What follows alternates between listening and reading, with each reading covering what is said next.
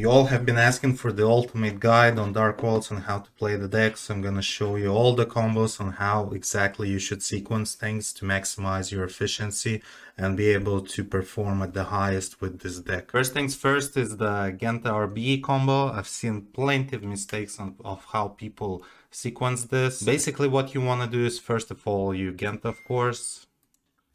You get the field spell. You use the field spell on the Genta, basic, everybody knows this. Draw a new card, use both effects. First of all, of course, you use RB, then Genta. Genta comes first, resolution. And most of the time people don't know this, but you should be searching for Grapha. Like, the reason you want to search for Grapha is because, first of all, you will bounce the Genta into your hand and summon the RB. Use the Genta again to get a second field spell. And now you want to dump the Grapha. Unless you have a trade-in, then you do it a bit differently. You can just trade in the Grapha. But if you don't, you want to send the Grapha, discard the Grapha to the grave. For one simple reason, because first of all, now you have 2 boss monsters, which is quite important for a lot of combos, especially the hand loop. And as well, it makes the fusion spell viable on the spot. And second of all, what you will do now is bounce the RB, get the Graph on the field, so you can discard this Graph and then get the Silva. Like, most of the time this is the sequencing you will be doing, simply because you wanna circle through all the cards in your deck, like the field spells, like the Graphas, the Silvas. You don't want to draw those cards, and you wanna search them, so that afterwards, when you draw good cards. But yeah, if you had like Dark Order in this situation, you could have just went for Silva, used the Silva with Dark Order to search the Ceruli to start hand looping. But usually this is the sequence, like this is how you would be doing, especially since if you have only like 2 cards in your hand. Let's say the Genta went for the field.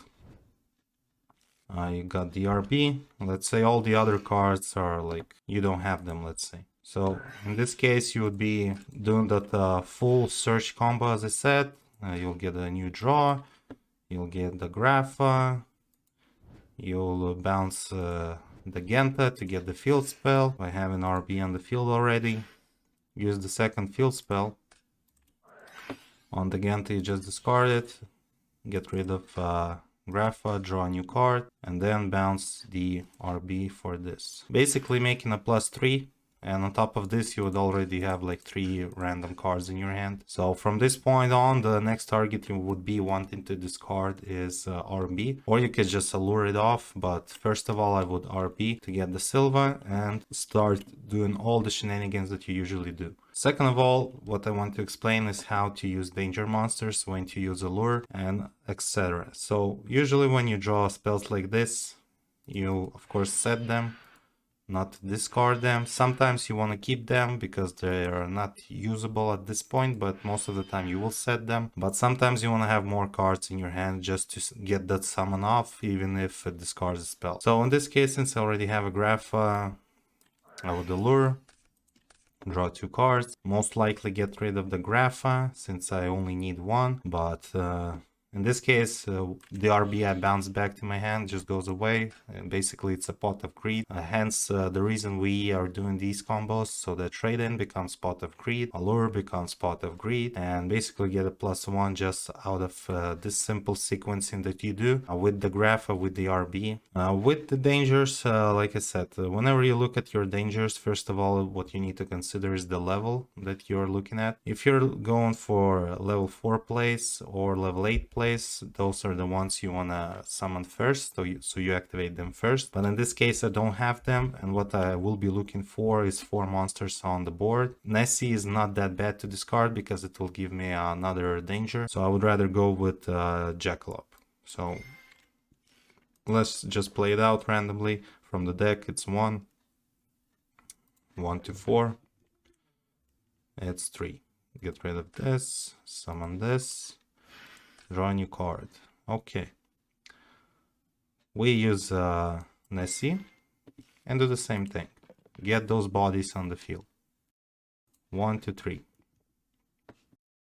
1, get rid of this, summon this, draw a new card. Allure, draw 2 cards. Okay, now we have a dilemma. We could banish the Genta but not get a field spell. Most likely it's a trade-in. Most likely it's a trade-in into this, draw 2, and we have a Mothman. So like I said, in cases like this, you could just card destruction.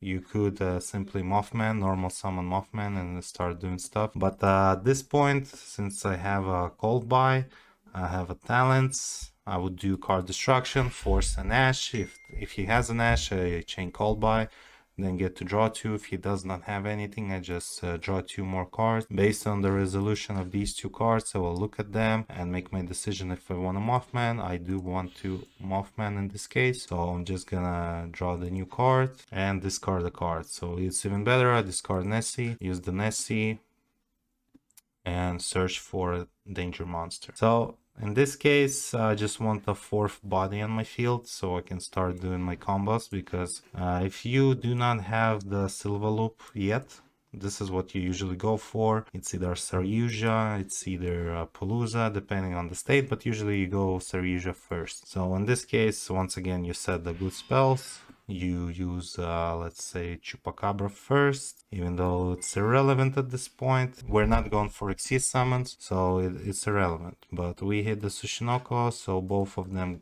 come to the field. We draw a new card, and this is the board we have so far. So, what do you think? Let me know. Like, pause the video and let me know which monsters would you link off for Saryuja. 1, 2, 3. I would keep the Chupacabra because it's the only level 4 monster here, and we need the level 4s for Xyz summons of Dugaris as an example. So in this case, we just link off all the other ones except for it and go for Saryuja and draw 4 more cards, right? 1, 2, 3, 4. We have the Ceruli Silva combo in hand. We have the Dark Corridor, which can search as the Genta. So in this case, we want to keep these 2, put the other ones on the bottom. First things first, what we want to do is we Dark Corridor. With this, we get the Genta, so we can have a field spell. And we just start the whole combo of Ceruli, send the Ceruli, Ceruli comes back, Silva comes back, 2 cards to hand, bounce the Silva, get this, and use the Genta to get a new field spell, get the field spell, use Saryuja effect to special summon Silva, bounce the Silva for a Grapha, use these 2, and bounce the Ceruli with this. And do it again with the field spell again, which basically summons this again, lets us draw a new card, this comes back to the field, 2 more cards are out. Then we bounce this, summon this. At this point I want to draw a new card. I could go simply Palooza and like draw 2 cards, but to be honest, if he still has 1 card, I'd rather get rid of that card. If he doesn't have them, I would draw, of course. But let's say he still has 1 card, so it's only 1 card left, so he has no cards in the hand right now, and Ceruli is somewhere here, right? Let's move it like that. So what I want to do in this case is draw a card, and I want to draw it for free. So what I do is bounce the RB into Grapha, use these 2 because I need it to be under this one, use Cerberus. Cerberus discards the RB I just bounced into my hand to destroy Ceruli, and I draw cards since they're calling. Basically a free draw, right? Okay, since I haven't normal summoned yet, I would do it like this. Bounce it to the hand, summon this, use Archives, discard this. Archives has to be chain linked too, so this, draw 2 cards, and then I search. And I get my fusion spell. Silva comes back. We bounce the Silva into this. And at this point, I don't really need the Chupacabra anymore, so I want to go for Appaloosa. So just link off this, this, and this into Appaloosa. Then I go for the fusion. Banish this. Discard this. Get the fusion. Silva comes back. We bounce the Silva into hand.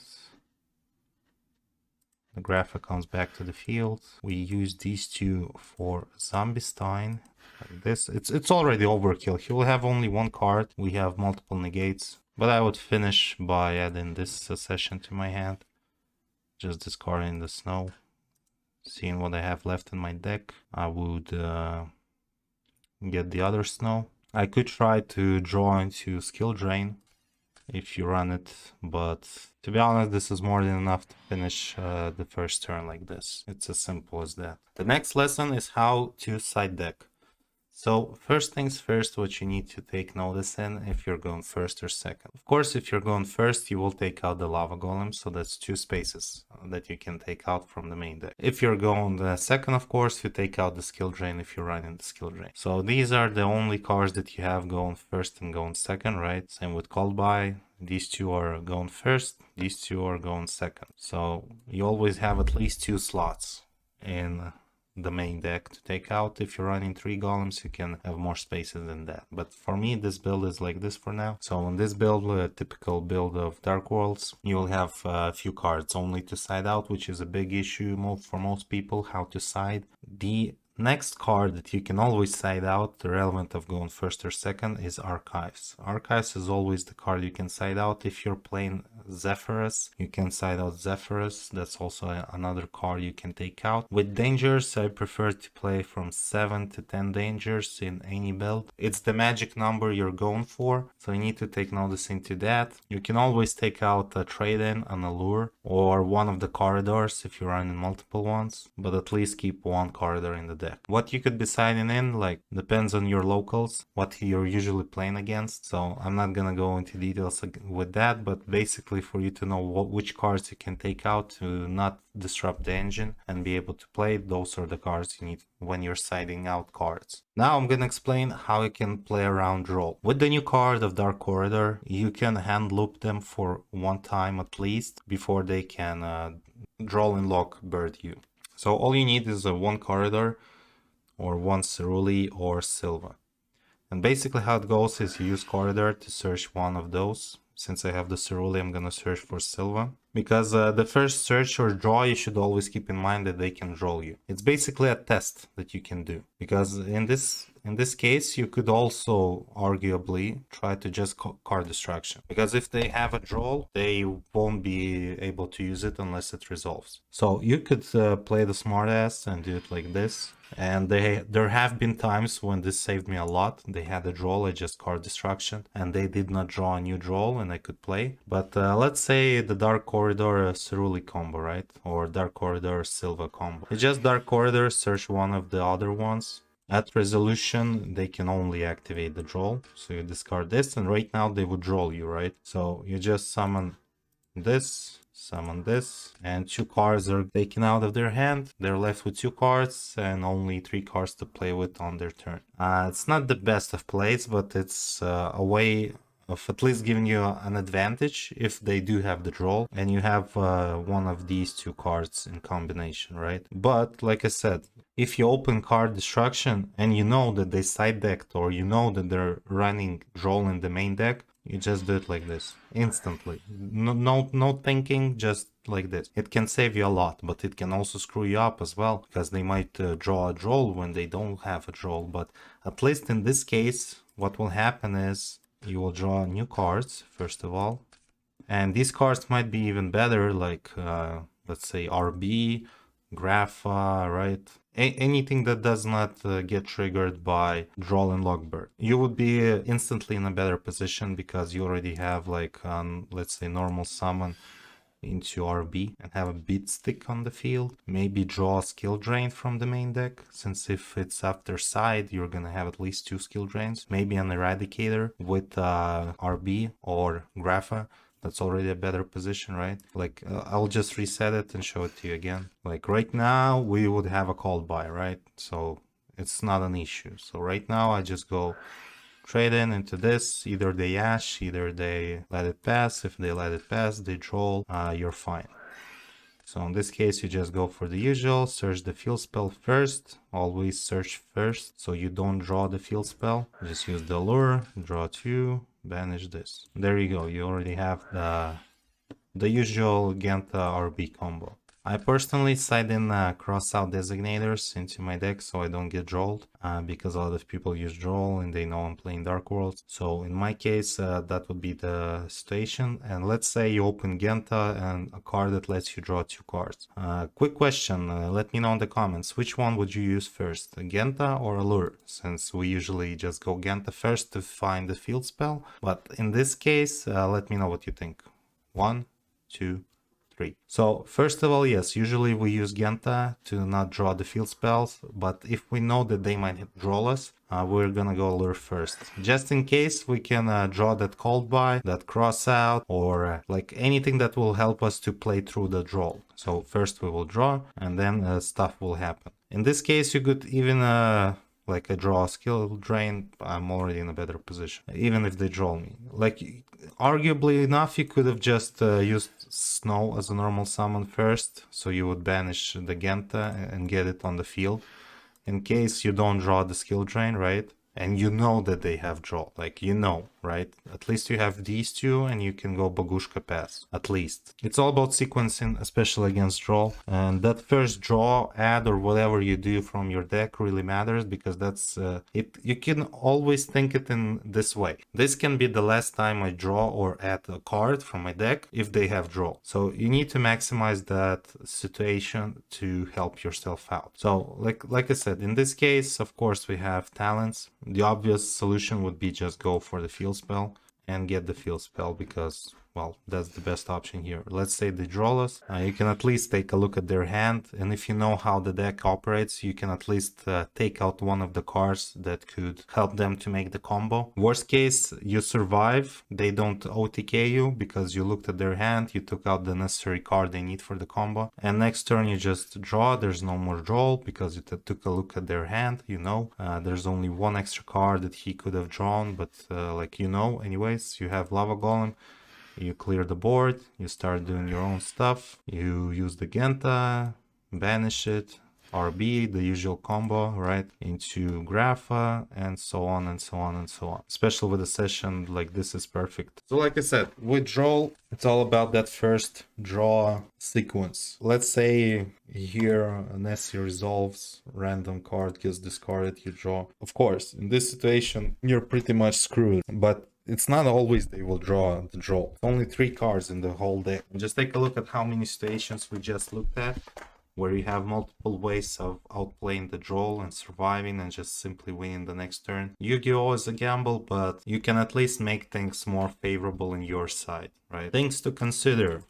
Bestials. If you know they're playing Bestials, you can add a second Silva if you have only one Silva, or a second Ceruli, because if they have Bestials, they will be waiting for one of these to go to the grave, and only then they will counter you. So that's one of the ways. But if they counter your Ceruli Silva loop, you can just make a huge board like I do it on Master Duel, with Appaloosa, with Zombiestein, with Diffusion, with Muckracker, with an IP, and just simply go into Griffin if needed with the IP, or Unicorn with the IP, or you can be running Dweller in your side, in your extra. Depends on what kind of opponents you face, especially with Unchained being popular, you can start running Dweller now. Take notice into that they can always bestial you, or they can simply draw you or shifter you. Those are like the big 3 that can disrupt your combo and not let you play. Everything else is pretty much doable, you can outplay that. If they have floodgates, you pop them with Grapha. If you pop them with your Link monsters, there's plenty of ways of going about it. But these 3 cards, which is Shifter, Droll, and the Bestials, are the biggest issue now. Like, if you run Crossout, you could even try to guess which Bestial they will run. Most likely it's gonna be either Magnamut or a Druid Swarm, and just have one of these in your side deck as well. That's an option. But you shouldn't be moving too many cards from your main deck, because it will disrupt the deck. As you noticed, usually one card makes a big difference in the deck. That's why we don't side out a lot of cards, and if we do side out some cards, it's only like 4, maybe 5, no more than that. Hence the reason I have 2 crossout designators, which I side in with 2 Drolls and 1 Ash, and I want a hand loop. I would rather have an extra crossout designator, and I tried it in locals, it works. I tried it in the main deck. Right now I'm keeping it in the side because Droll is not as popular, but people still at least side it. Some people are still maining the Drolls. But basically the deck is that strong that if you can outplay the Droll, if you can start doing your combo, there's not a lot of decks that can stop this. If you're going second, you have plenty of ways of breaking their board. You can even add an extra Dark Ruler no more in case you need that, but usually it's pretty doable with Lava Golems, Graphas. Like trade in Bigfoot already pops one card, you draw 2 new cards. There's plenty of ways of getting Pot of Greed for free with Allure and trade in with the RB Craft Bounce. That's already, these 5 cards become like Pot of Greed. So you're running 5 Pot of Greed. This is another Pot of Greed if you use it this way. So 6 cards are Pot of Greed in your deck. Like what else do you want? just break the board. It's quite simple, and you OTK them. Going second, going first, you hand loop. If the hand loop fails because they have a bestial, you just put up a huge board of a Palooza, of Zombie-Stein, of Grapha, IP Masquerina, Muckracker, and you just don't let them play next turn. It's as simple as that. Skill Drain is really good in this deck. The only reason I run it at 1 in the main deck, in case I get Drolled like I showed you before, you can still make plays by summoning Grapha, an RB to your field, and just activating Skill Drain and waiting for 1 turn. Most likely you will survive. If you have any extra questions, let me know in the comment section below. I will answer them as soon as possible, and for now, peace out. Yeah, also don't forget to subscribe.